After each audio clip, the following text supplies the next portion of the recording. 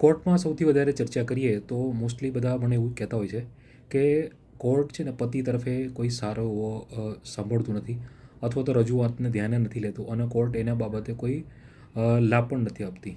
તો મોસ્ટલી જો કેવું હોય છે કે જ્યારે પતિ તરફે દલીલો કરવામાં આવે છે તો એ લોકો એક જ બચાવ લે છે. જ્યારે મેન્ટેનન્સ કે ડોમેસ્ટિક વાયલન્સ એક્ટની જોગવાઈ ચાલતી હોય અને જ્યારે સામાવાળા એટલે કે પતિ તરફે કોર્ટમાં અપિયર થતા હોય તો સૌથી વધારે લોકો બચાવ લેતા હોય છે કે ભાઈ અમે સેક્શન 9 દાખલ કરી છે.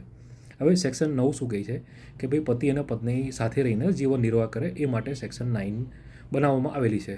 હવે સેક્શન 9 દાખલ કરતી વખતે એ લોકો એટલા બધા ચાર્જિસ લગાવે છે પત્ની પર કે પત્ની સારી નથી, કકરાટ કરે છે, ઝઘડો કરે છે, કકરાટ કરે છે, ઘરમાં સારી રીતે રહેતી નથી, પત્ની તરીકેની ફરજો નિભાવતી નથી, તેમ છતાં મારે એની સાથે રહેવું છે અને મારે એની સાથે લગ્ન જીવન વ્યતીત કરવું છે.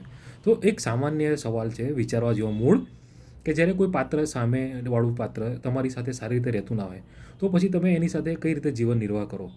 જો સપોઝ માનો કે આ જ વસ્તુ આપણે લગ્ન શરૂ થયું એની પહેલાં મતલબ કે પત્નીને જ્યારે જોવા ગયા જે તે સમયે આવું થાય કે ભાઈ પત્ની એવું કહે કે ભાઈ હું તમારી માટે જમવાનું નહીં બનાવું, સારી રીતે રહીશ નહીં, તમારી કોઈ ડ્યુટી નહીં નિભાવું, તો ત્યારે આપણે લગ્નની ના પાડી દઈએ છીએ બરાબર કે ભાઈ મારે આવી સ્ત્રી સાથે લગ્ન કરવા નથી.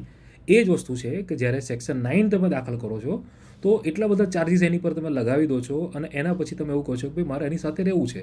તો કોર્ટ કેમનું માની લે કે ભાઈ પત્ની જો આટલી બધી ખરાબ છે, આટલો બધો ત્રાસ તમને આપે છે, તો આવા ત્રાસદાયક વાતાવરણમાં કોઈ પણ રહેવા તૈયાર ના થાય તો આ જ સેક્શન 9નો લાભ તમને નથી મળતો. અને કોર્ટ એવું માની લે છે કે તમે માત્ર જે ભરણ પોષણ છે અથવા તો ડોમેસ્ટિકનો જે ચાર્જ તમારી પર લાગ્યો છે એની માટે બચાવ માટે તમે સેક્શન 9ને એક હથિયાર તરીકે વાપરો છો. એટલે જ્યારે તમે સેક્શન 9 દાખલ કરો તો ખાસ કાળજી રાખો કે તમારે સેક્શન 9માં સામાવાળાનો ત્રાસ નહીં, તમારો પ્રેમ બતાવવાનો છે કે તમે તમારી પત્નીને કેટલો પ્રેમ કરો છો, એના માટે તમે શું કરી શકો છો. તો લગ્ન જીવનને બચાવવા માટે મૂળ વસ્તુ એ છે કે તમે અને તમારી પત્ની વચ્ચે જે વિખવાદ થયો છે એ વિખવાદને તમે કેટલો નજરઅંદાજ કરી શકો છો, કેટલો પોઝિટિવ લઈ શકો છો. તમારે કોર્ટને બતાવવાનું છે જે પણ મતભેદ થયા છે એનું નિવારણ આવી શકે છે અને અમે બંને સારી રીતે રહી શકીએ છીએ સાથે.